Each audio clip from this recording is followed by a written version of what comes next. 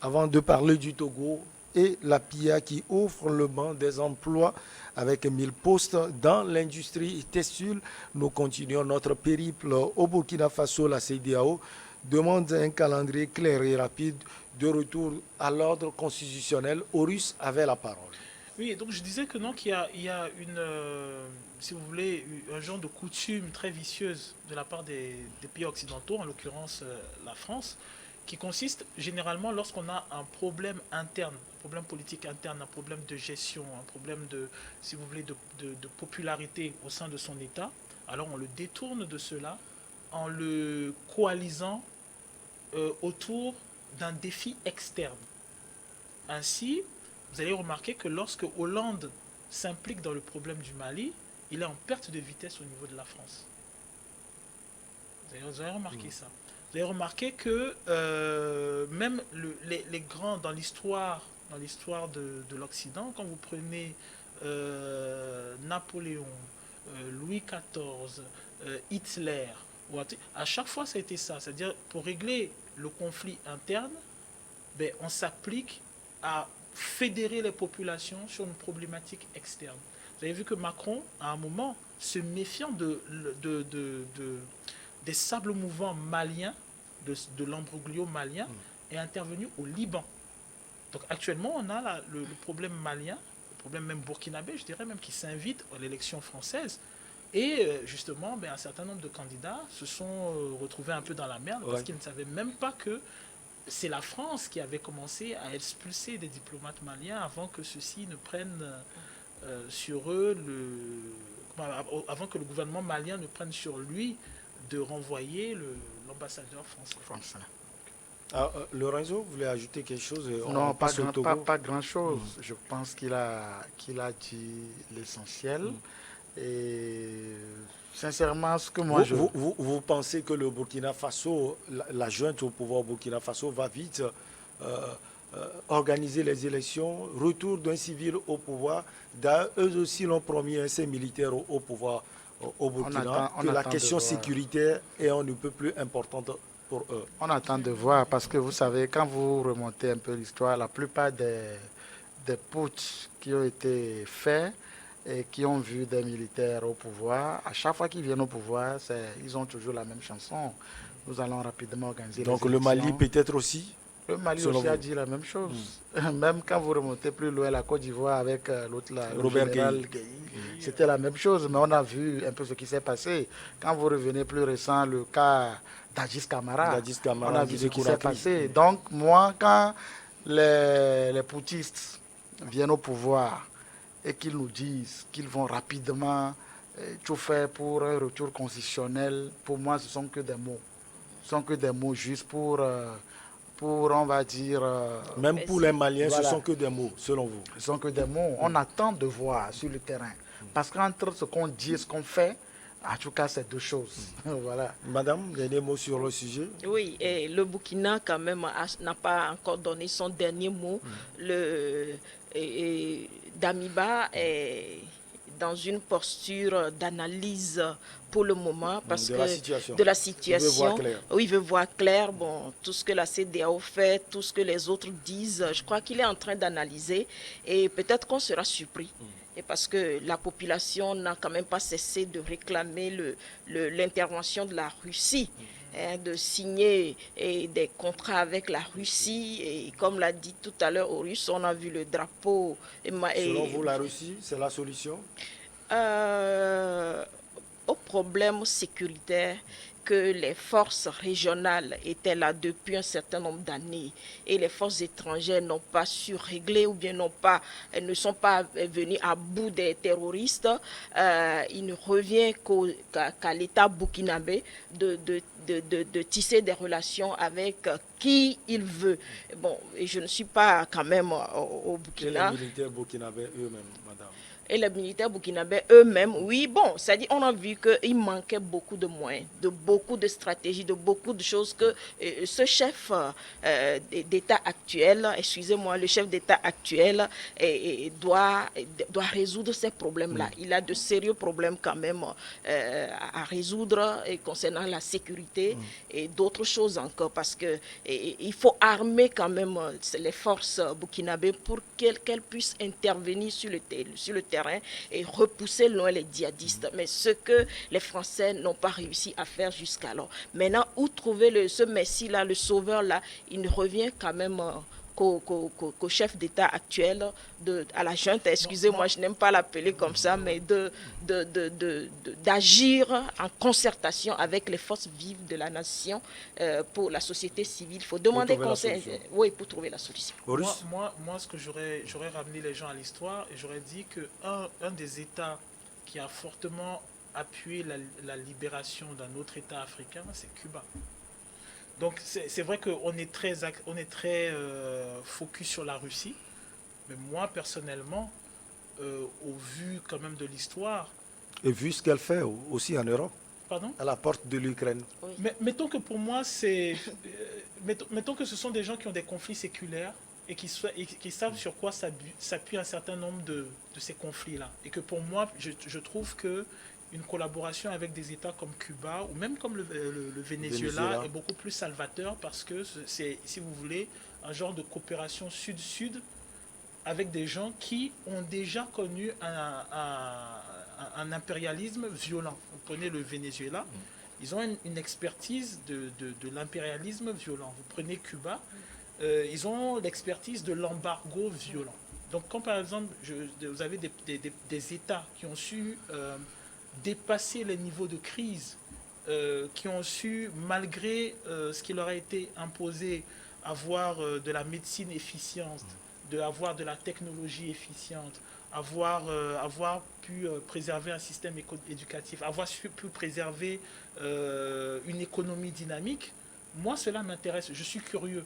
Je suis curieux de savoir comment un État qui se retrouve sous embargo de la première puissance mondiale pour 50-60 années, comment est-ce qu'il s'en sort? Je suis curieux de voir comment un Venezuela, en l'état actuel des choses, fait pour s'en sortir lorsqu'on arrive à lui mettre en conflit des pays voisins, comme par exemple la Colombie, comme le Mexique et ainsi de suite. Donc moi, je suis intéressé par ça parce que leur paradigme à eux ressemble un peu à nos paradigmes à nous.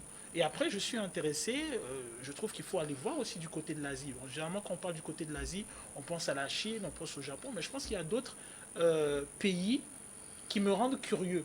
Parce que quand on est un pays comme le Mali, où on est enclavé, et où parce qu'il y a quelque chose qu'il faut comprendre, c'est que l'ancien colon est particulièrement rancunier. Je pense que les Haïtiens en savent quelque chose. Ouais. Particulièrement rancunier. Donc, l'affront entre griffes fait par les autorités maliennes à l'Europe est un affront qui va être payé. Et quand on sait ça, et quand on sait comment, au cours de l'histoire, il y a ce rapport avec les anciens colonisateurs, je pense qu'un État malien ne doit pas seulement se préparer d'un point de vue militaire, mais il doit se préparer aussi dans la structuration de son État, la structuration de son économie et dans son éducation au peuple. La force de Cuba, par exemple, ça a été son éducation au peuple.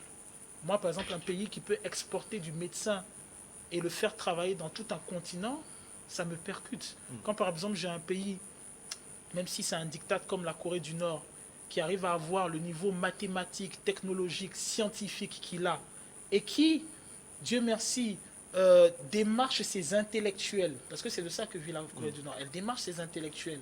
Donc on peut se fournir en intellectuels qui vont enseigner les mathématiques, les sciences, la technologie et ainsi de suite.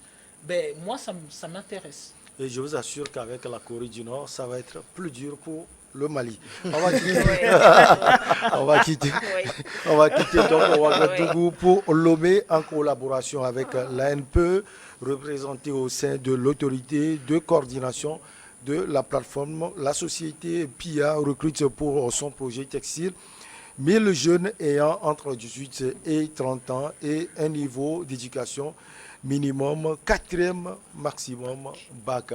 Alors, Lorenzo, bonne nouvelle pour les jeunes qui n'ont pas encore trouvé quelque chose à faire. Naturellement, c'est une bonne nouvelle parce que là, c'est une opportunité d'emploi. Moi, quand je suis tombé sur l'information, je n'ai pas hésité à le ventiler disons, à mes proches, à tous ceux que je connais, que je sais qui n'ont pas peut-être un emploi sous la main. Parce que quand on nous dit qu'il y a 1000 postes à pourvoir au Togo, mais je pense que c'est applaudi. Maintenant, les conditions c'est-à-dire qui entourent ce recrutement, ma foi, ne sont pas trop dures non plus parce que on ne nous parle pas, par exemple, de 5 ans d'expérience, de 10 ans d'expérience, comme ce que nous avons la plupart des cas vus. Et donc, je me dis que c'est une opportunité pour toute la jeunesse et il faut qu'elle saisisse cette opportunité pour travailler parce que nous sommes sur une nouvelle plateforme qui va écrire son histoire et une plateforme qui devient pratiquement un autre poumon de l'économie togolaise. Et donc, il ne faut pas rater cette occasion d'écrire aussi son histoire avec cette plateforme. Donc, voilà. Avant de donner la parole à Horus, parce que c'est ce qu'il va dire, il va dire, oui, l'initiative est à louer, mais attention, quels sont ceux qui vont travailler là-bas? Tu lis maintenant dans la tête des gens ou comment? Oui, c'est une très bonne initiative. Ça, et ça donne de l'emploi. 1000 emplois, c'est une bonne chose. Mais c'est pas rien. Donc, du coup, on ne fera qu'applaudir le gouvernement togolais pour cet effort. Donc, il est prévu aussi une formation de 6 mois pour les nouveaux recrues et avant de commencer par s'exercer dans le domaine. Mais il y a un mais. Oui, je sais que ce mais va venir. Voilà. Allez-y. Il y a un mais. Il faut qu'il y ait une continuité telle qu'on l'a annoncé. Ça a été déjà inauguré par le chef de l'État par le passé. Et tel qu'on l'a annoncé, il faut qu'il y ait une continuité quand même de ces initiatives-là. Il ne faut pas que ça s'arrête là. Parce qu'aujourd'hui, toute la société togolaise vit une situation de précarité au niveau des emplois. Et puis nous voyons quand même la cherté de la vie. Et les spéculations par ici, les produits qui sont importés par-ci, par-là. Bon, si cette plateforme peut fournir, et c'est... Bon, une solution peut donner une solution quand même à la crise actuelle.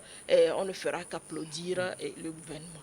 Et il ne faut pas qu'on vive ce qu'on a vécu par le passé où, par exemple, nous prenons Togotex, parce qu'on va travailler le coton là-bas, on va travailler le soja, on va travailler les noix de cajou, ainsi de suite. Togotex, c'est où aujourd'hui qui produisait le pain? L'huilerie d'Allokwegbe, ou aujourd'hui, pardon, la sucrerie, c'est comment on dit? Sucrerie, voilà, d'Anier, c'est où aujourd'hui? Dacha est où aujourd'hui? Ben, il ne faut pas qu'on fasse zone franche.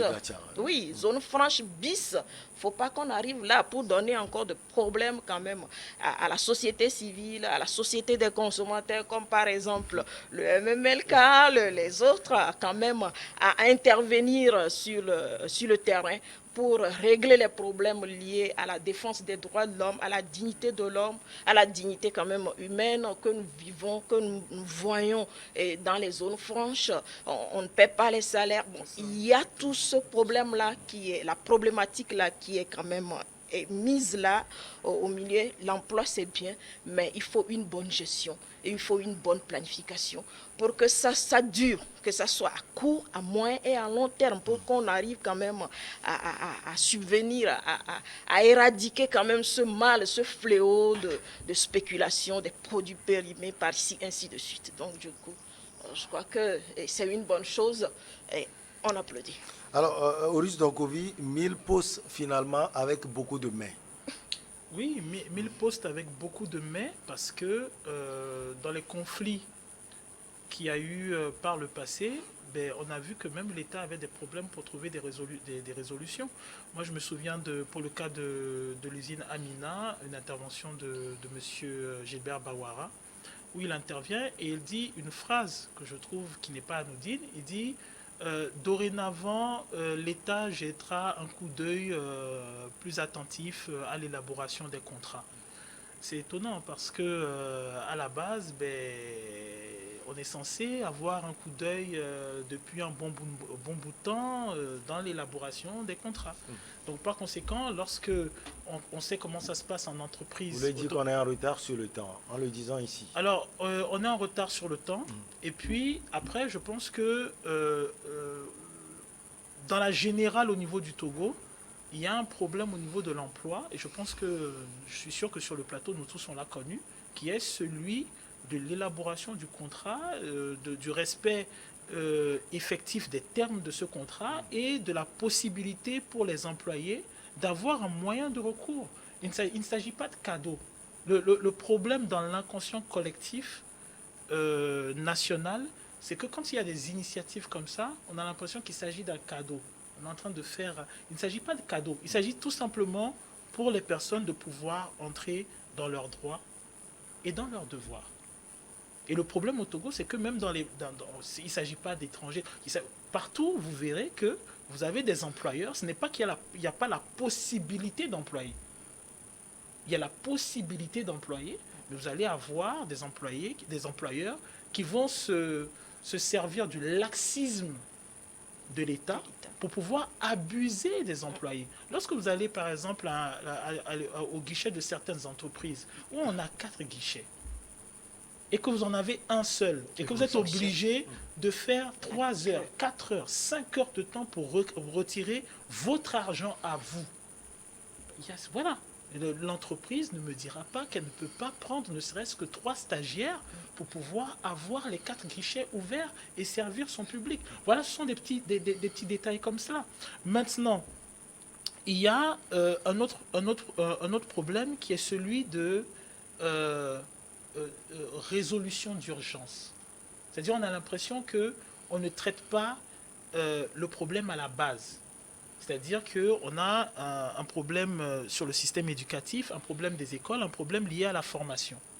Donc jusqu'à présent, je rappelle que nos établissements d'élite, c'est un truc que je dis beaucoup, n'ont pas de bibliothèque. Si vous allez dans tous les établissements que nous-mêmes on a fait, il n'y a pas de bibliothèque, il n'y a pas de laboratoire, il n'y a pas de gymnase, il n'y a pas de salle de pratique technique ou ainsi de suite, il n'y a pas de matériel. Pire, vous prenez des institutions nationales comme le lycée technique, on les a amputées d'une partie de leur surface pour en faire d'autres projets.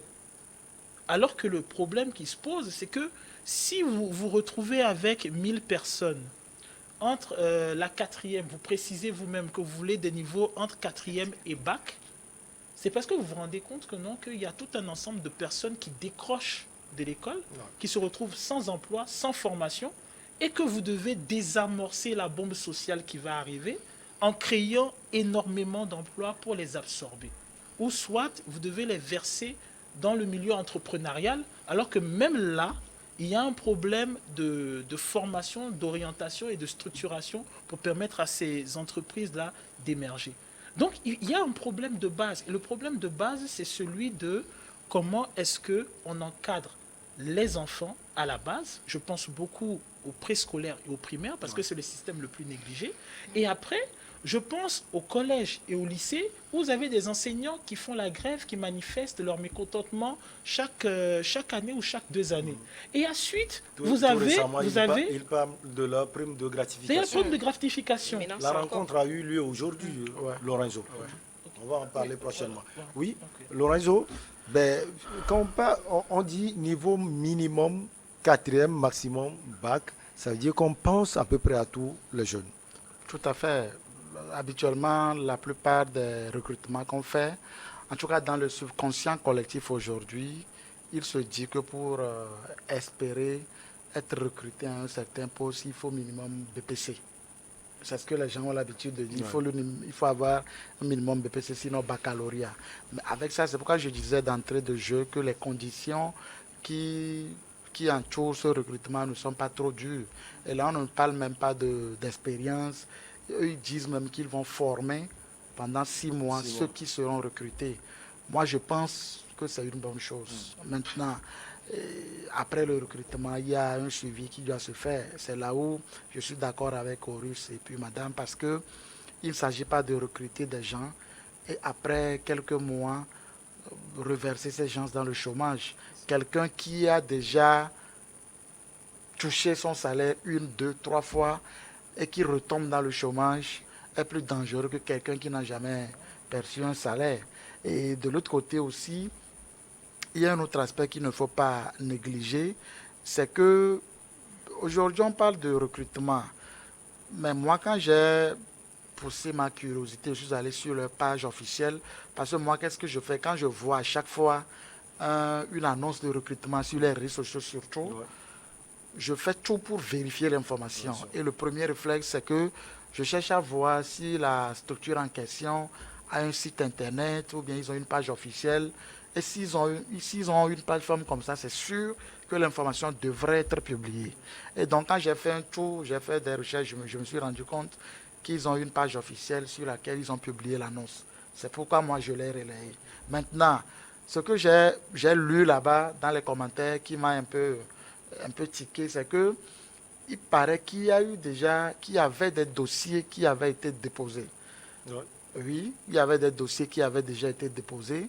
Maintenant, les personnes qui ont fait ce dépôt n'ont pas été contactées. Et là, on vient faire un autre lancement, une autre annonce pour dire on recrute 1000 personnes.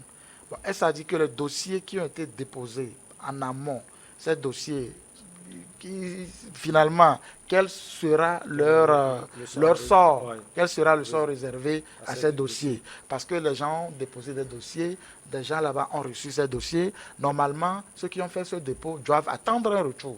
Soit on les appelle pour vous dire, ah, vous n'êtes pas retenu, soit on les appelle pour vous dire, vous êtes retenu. Mais selon la plupart des commentaires que j'ai lus, on a comme l'impression que personne n'a été appelé. Et que là, on parle d'une autre annonce. Donc il y aura déjà, encore je 1000 me dis, dossiers qui seront déposés. ça, je ne le sais pas. Mais Ah oui, déjà, ça pose plus de un 1000 problème. d'ailleurs, Plus oui. de 1000. Plus Déjà, de ça 1000, pose parce un qu'il y aura problème. une sélection, oui. Voilà, déjà, ça pose un problème de gestion. Déjà, ça veut dire que, parce que la plupart de nos entreprises, de nos structures, le problème majeur qu'ils ont, c'est la gestion. C'est la gestion. Les gens viennent, ils font du n'importe quoi. C'est un peu comme l'exemple qu'ils donnaient. Vous allez dans certaines banques ou bien dans certaines structures, il y a par exemple 3, 4 guichets, mais vous n'avez qu'un seul guichet qui travaille. Et personne ne dit rien. Non, alors qu'il y a des officiels qui y vont et qui ont connaissance de ce problème. Et personne ne dit rien. L'autre aspect, c'est que des fois, vous avez des structures dans lesquelles, quand tout à l'heure, madame posait le problème des usines de Dacha, d'Anier et tout, là, ça pose un autre problème, le problème d'impunité. On ne va pas me dire que tous ceux qui ont œuvré à ce que ces structures, qui normalement devraient être aujourd'hui le miroir de notre économie, Oui. tous ceux qui ont œuvré à ce que ces structures tombent, on ne va pas me dire qu'on ne les connaît pas. Mais jusqu'à ce jour, Pas d'enquête. personne Rien. ne nous dit qui a fait quoi dans ces dossiers et qu'est-ce que cette personne devient. Pire, certaines personnes qu'on connaît comme étant à la cause de la faillite de ces sociétés sont même promues à d'autres postes. Donc, c'est des choses normalement qu'on doit corriger. Sinon, aujourd'hui, on va créer la PIA. Demain, peut-être, on va créer une autre plateforme. Mais les mêmes causes produisent toujours les mêmes effets. Ça veut dire qu'à chaque fois, il y aura un recommencement perpétuel et on n'avancera pas. Donc, voilà un peu. Allez, nous sommes presque au terme. Oui, mais Maurice c'est- voulait ça- ajouter des oui, choses. Oui. Effectivement, je pense après tout, le Togo, c'est quand même. Alors, on a eu les scandales de Togotex, on a eu Ouais. le scandale de Djacha, les employés de l'hôtel de la Paix, les employés de l'hôtel Sarakawa, on a eu le scandale tout dernièrement d'Amina, on a eu celui d'Edi Togo, on a même le scandale très tabou cosmétiques. de IDH. Ceux qui Oui. avaient Oui, gagné la ouais, marque. Donc, ouais. on ne parle, c'est-à-dire limite les gens ils ont perdu leur argent, mais C'est c'était fini, fini, quoi. tout ça, bon, ils peuvent aller gambader, tout ça, on n'a pas. Bon, donc à un moment, forcément, oui, il faut que le gouvernement comprenne que, au-delà de l'effet d'annonce que les gens ont l'habitude d'entendre, ce à quoi les gens s'attendent, c'est vraiment montrer qu'il y a une gestion correcte, efficiente, prometteuse de ce qui se met en place. Sinon, ce qui se passe, c'est que les gens ils vous regardent, vous passez à la télé, vous faites votre inauguration, tout ça, ils vous regardent, Et vous constaterez que, bon, ils applaudissent, mais avec beaucoup de retenue, parce que vous avez engrangé tout un supplément de scandales où vous n'avez apporté aucune réponse correcte aux gens. On a l'impression qu'il n'y a pas ici des institutions qui permettent aux personnes de rentrer dans leurs droits, qui permettent aux personnes de voir que, ok, les choses ont été faites dans le devoir. Et lorsqu'il y a des scandales, on n'a pas de réponse. Et il faut que le peuple ait des réponses. Oui. Madame, oui. Et ce que j'aimerais ajouter, c'est par rapport à la tranche d'âge qui est demandée pour ces emplois-là. Et c'est On comme parle de 18 à 30 ans. 30 ans et de la classe de 4e au bac. Et vraiment, c'est une main-d'œuvre bon marché. Et il faut revoir le système éducatif. Bon, quand j'ai vu de la 4e, bon, j'ai tiqué un peu, mais comment ça, 4e c'est rien encore là. Et il y a des enfants qui ont 11 ans qui sont en 4e. Et si l'école ne marche pas, s'il ne marchait pas, donc l'enfant là doit se retrouver déjà dans le... Alors là, on a de sérieux problèmes. Il faut voir le système éducatif, remettre les choses. On a besoin de quoi, de quel développement aujourd'hui pour notre pays et organiser ou bien planifier le système éducatif en fonction de ce qu'on aimerait pour ce pays-là plus tard, que de avaler tout ce qu'on nous donne, le programme même qui n'est même pas évalué par les chercheurs du pays pour se dire mais nos enfants ont besoin de ça. Le système éducatif est défaillant depuis un certain nombre d'années, tout le monde en parle, mais vous prenez un élève de classe de première, une phrase, vous lisez, bon, en tout cas, le français n'est pas notre langue, bien sûr, mais quand même, il faut qu'il y ait... ne riez pas. Donc, il faut revoir ça. De 4e, de la classe de 4e, ça me fait un peu mal. Ceux qui vont à l'école, dans 10 sont arrachés comme ça. Ils vont se dire, ah, il y a de l'emploi ici. Ouais, donc, ouais, alors qu'aller à l'école, c'est quand même renoncer à beaucoup de choses. Et ils gagneront combien? Jusqu'à combien d'années? Et leur retraite sera comment? On va leur payer combien? Ils vont gagner? Comment? C'est une question que je me pose. C'est un phénomène de société que l'État doit revoir et pour qu'on puisse quand même donner un lendemain meilleur à nos enfants qui sont sur les bancs maintenant. Et ce qui est sûr, vous donnez toujours un lendemain meilleur à notre émission Regard croisé. Vous êtes souvent là les vendredis au Russe Donkovi. C'est toujours un plaisir pour nous de vous avoir. Merci beaucoup. De revoir Keleki. Voilà, Madame, elle est toujours là. Madame Kenyossi Adano, vous êtes sociologue et analyste politique. Merci beaucoup à vous, madame. C'est moi qui vous remercie. Merci également au confrère Lorenzo Atafei Keleki, directeur de publication de Actopani Info. Cher ami, merci. C'est moi qui vous dis merci. Merci également à vous. On se retrouve la semaine prochaine, toujours avec le même plaisir. Excellent week-end à vous.